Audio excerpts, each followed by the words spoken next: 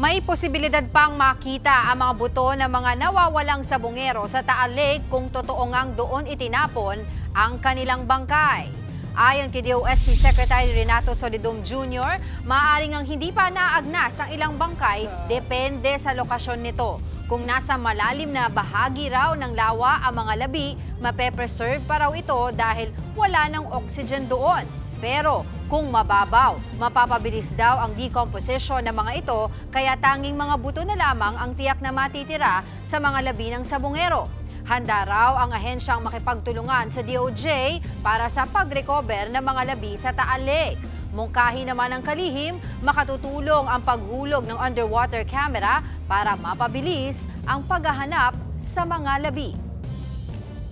Tingin ko Na? na mas pinakamadali kaysa mag-dive.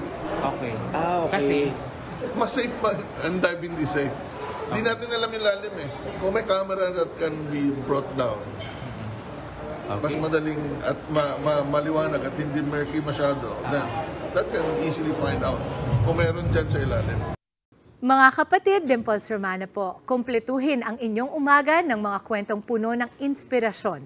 Salubungin po ang bawat araw ng may ngiti at pag-asa.